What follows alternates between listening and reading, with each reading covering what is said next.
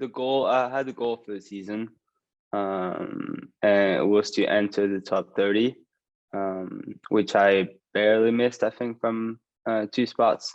I think I was 32nd in September 2021. But that was still a great year because obviously COVID kind of shut down everything, especially from January to March, and I was still able to play a few events in France because we had the chance to have a few 10Ks organized in France at this period of time while there weren't any platinum events.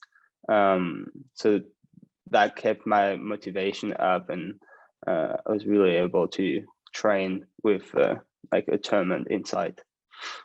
Yeah, so I mean, Laguna was a really cool event because it was like a summer vacation place, and it was actually the first time I went there. So it was interesting to again discover a new place and adapt to the conditions. And yeah, I mean, I managed to reach the round of 16, and it was pretty tricky because I had a really good draw, I guess, without any top 16 in my way to reach the top 16, and so that added a little bit of pressure because I knew I had the opportunity to make it to the top 16, but I still had to get those 2 wins under my belt. So it's never easy when you know you have this opportunity and you're not really the underdog anymore. And I almost lost in the first round to my teammate Auguste Dussor from France, winning in 5, and then had a solid win in the second round against Shahrazad Khan, which enabled me to play Paul in the round of 16, and it was a completely different experience moving from traditional courts at the squash club to the venue. It was a great venue. It's just that we played really late and really struggled to adapt to the situation, to the court condition in the first 2 games. And obviously Paul was one of the best players at the time, if not the best now. So he really made my life difficult on court that day. And I mean, I ended up playing him, I think 4 or 5 times during the year. So Paul really showed me the work I have to do in order to make my way to the top 10 and top 5 of the world. But it makes it even more exciting. Yeah, no, that win was probably the best win of my career so far. And I was first really excited to go back to the States because it had been more than a year and a half. And obviously, you know, I'm based in the States. It's been 3 years I'm based in the States. So I was just really looking forward to going back there, and life looked like more normal there at that time. So it was just great to get out of Europe and stay in the US for months with Washington and then the Worlds in Chicago. And I had a great run in Washington, again, really preparing well before the event, and then showing there and really playing some solid squash in the first few matches, and then really took on James in the final. And yeah, again, that was definitely the best win of my career. Yeah, so I mean, during my first 2 years at Harvard, while I was in college in the US, I really wanted to play on the Challenger Tour. Well, first during the first year I had to, because I just couldn't qualify for the big events. But then on my sophomore year, I had the ranking to qualify for a few platinum events, which I played. But when you're in college, it's difficult to travel and play those events because it's far away, and obviously you can't miss too many classes.